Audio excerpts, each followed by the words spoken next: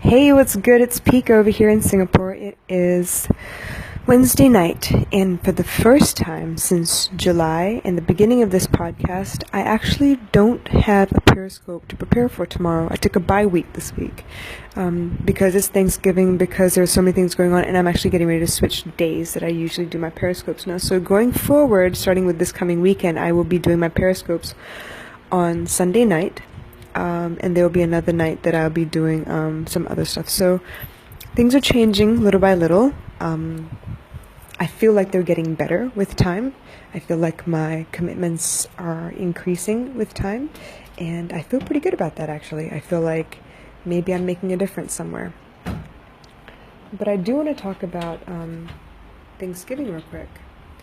Tomorrow is Thanksgiving in the United States, and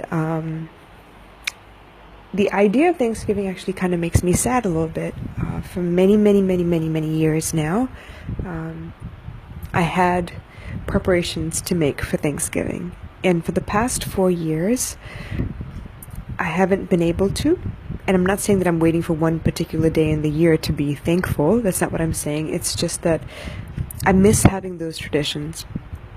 I miss having everyone on the same page about a holiday where we all come together or visit each other's houses and eat and watch the game, and women end up in the kitchen gossiping or whatever. The men end up on the couch watching a football game, yelling at a TV screen. It's just, I miss that dynamic. I really do.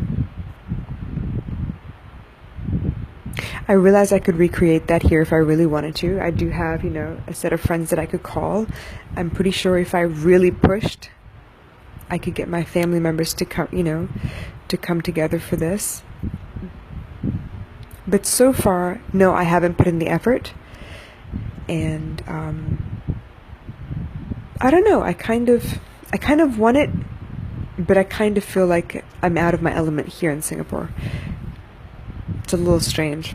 Anyway, I do miss it. I miss getting together with family. I miss having 101 things to do on Thanksgiving Day. Start cooking early in the morning, only to end up with so much food that I don't have to cook again for a week because we'd be eating leftovers. God, I took pride in making desserts. I really enjoyed making desserts. So for the most part, I was very well known for my vanilla mousse cheesecake, and also for my chocolate pie, my chocolate chess pie. I don't know if you all remember Ukrops. Ukrops is a grocery store. I can't remember what the name changed to. It was, I don't know, maybe in the last 5 to 7 years they changed their name. But I know for a fact that anytime we were anywhere near Ukrops, the first thing we went to go look for is a chocolate chess pie. Now that pie is so rich and has a nice crust on the top of it, and I can't even explain. It's just, it's a gorgeous pie, and I actually was very good at making it. Now, since I've come to Singapore, I haven't quite been able to recreate it the way that I used to in the States, and I don't know if it's because like the added humidity here in Singapore bothers it or not, but for some reason I just haven't been able to recreate it. So I'm working on that though. Just thinking about Thanksgiving, I remember when I was in college, and I used to go over to my fiance's mom's house for Thanksgiving out in West Point, Virginia, and it would be really cool to be able to just, to eat all of that food. It's amazing. I used to volunteer to see if I could help cook or help cut vegetables or something, but Miss Lisa never actually let me in the kitchen, so it's all good though. We had our own tradition. When it came to Christmas, she would enlist my help to wrap all the presents, because that was something she didn't quite enjoy, but I love it. I love wrapping presents, so I'd go like a day or two beforehand and wrap all of her presents for her. That was kind of cool. So no, I didn't get to cook Thanksgiving with her, but fast forward, I don't know, 6-7 years later, when I was living with my would-be husband and then eventually married and everything, I went through a lot of trial and error with Thanksgiving. I remember the very first Thanksgiving that I tried to cook. Gosh, as embarrassing as it is, I got a frozen turkey and I did not thaw it. not as long as I should have anyway. And I remember putting it in the oven and bringing it back up because the house filled with smoke, only to find out that I'd burned the outside, but it was still frozen on the inside. So I definitely had to throw that one out. I was so upset because turkey is not cheap, you guys. A whole turkey. Anyway, I learned my lesson, and going forward, I made sure that I didn't do that. I've never actually done turkey with stuffing, as in stuff the turkey. I've never done that. I'm not comfortable with that. I just haven't done it. But because of the amount of food that we end up going to other people's houses and eating, I also learned that turkey legs, one for each of the members of our family, was more than enough meat for us to eat. So instead of buying a whole turkey, I would go get smoked turkey legs and recook those, and then all the other fixings I was good with. So, greens and sweet potatoes. What else? Cornbread, and I'm trying to think. I always did sweet potatoes, and my secret ingredient was pineapples with that one set, and then after that I get the marshmallows on top. I love making cornbread from scratch because Aaron's mom, he used to brag, Aaron's mom used to make it more like cake than it was bread, so it wasn't quite as dry, and I learned how to make that. It was really great. And then my famous mac and cheese, it's Delilah's 7 cheese mac and cheese. Oh my God, it is a lot of cheese, but the way all the cheeses work together is just like, you cut it almost like cake. It's that heavy, and it holds together really well. And then if you were to put, the gravy and the mac and cheese and the turkey and the stuffing and everything together, it's magic. Cranberry sauce, obviously, mashed potatoes to go with my gravy, just all around. I really enjoyed it because it was something I taught myself to cook. I watched tons and tons of Cooking Network and Food Network and Cooking Channel and whatever else, like everything I could get my hands on, basically, just to figure out how to do all of these things, because I had basically inherited a family who did not eat Indian food, and I couldn't really make it every day for the rest of their lives. They're not ready for that stuff. It's the way we eat, but that's not how they eat. So I really had to learn from scratch, you guys, and actually I felt pretty damn good about it. That was something I'd finally accomplished. The morning after Thanksgiving, I usually make biscuits, and it usually comes with bacon and eggs, obviously, and then for lunch is normally sandwiches, where we'd use turkey meat and gravy to kind of hold the turkey meat together in the sandwich, with some cornbread or stuffing, just depending on what they wanted, or even like just turkey meat with cranberry sauce in a sandwich was plenty. So it was always great because it's like something, a childhood memory I was able to recreate from my then husband. So it was kind of cool. I learned a lot. I remember how much effort it took to actually get to know my stepson's family, because outside of cooking at home, we always went to visit. And it was only right for us to go and visit his side of the family, because his mom's side of the family, like her 2 sisters, her parents, everybody was right in town near us. So we always went over there, and it was always awkward at first. The first couple of years, I remember thinking I was so out of place and so awkward, and I would cling to my stepdaughter just to kind of, for both of us to kind of feel like we belonged a little bit. And eventually, they warmed up to me, and we got to know each other. And I remember when Marcy's son, Noah, was born, I clung to him because it's easy to take care of a baby when all the adults are talking about stuff that you have no idea about. So I would volunteer, and he and I bonded a lot during, Thanksgivings. And Ali would play with Megan and Justin, and it was nice. I finally found a way for me to belong, so it was just interesting and nice. But yeah, that sadness does hit me sometimes, because I still wish I could do all those things. But I did make a very clear decision to leave, and I do hope that no one holds that against me. I did the best that I could for me and my child, and I don't regret the decision, but I do miss the little pieces of our life that made it feel like home, that made it feel like family. I always took pride in being that house where, my kids could bring their friends over and they could sleep over, and they know their friends would be taken care of, because I felt safe knowing my kids were home with me with their friends instead of off somewhere else, staying the night somewhere else. It was something I took great pride in, and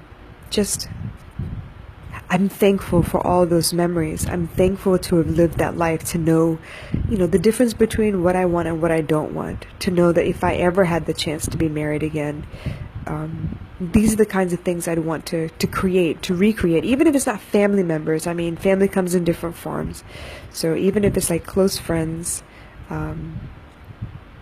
anything like that, I would love to create some traditions. I think it's important for kids to grow up with traditions. I think it's important for kids to see their parents, do certain things like, clean the house or cook dinners. I think it's important to have those childhood memories where you think back about what the house smelled like on a Saturday morning when you woke up, or the sounds of your mom cooking, because you know that, it's a good feeling to know she's home and you can bother her with homework questions or whatever it is, all those things.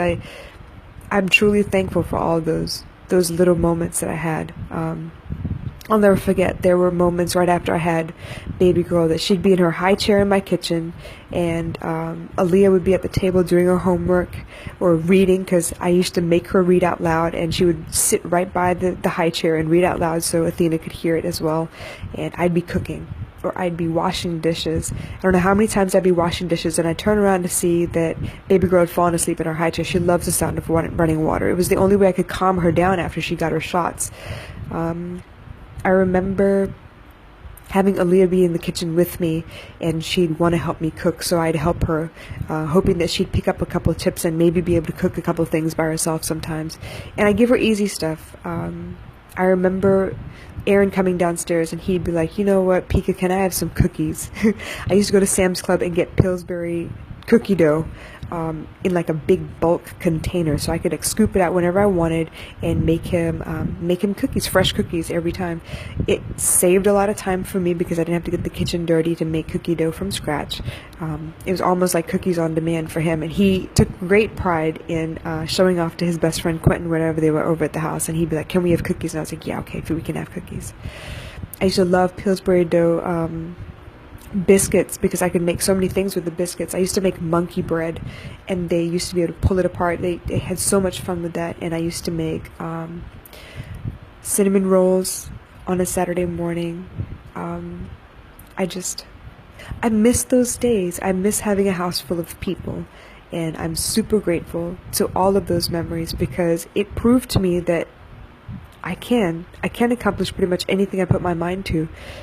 There was a time where I could not cook for peanuts, and now I have people who ask me for my recipes, and I'm very proud to share them. I'm kind of stingy with recipes. I'm not gonna lie, because I kind of feel like I really fought to find the best ones, and I kind of don't want to give it away. Like you didn't fight the way I fought, but I'm learning to share.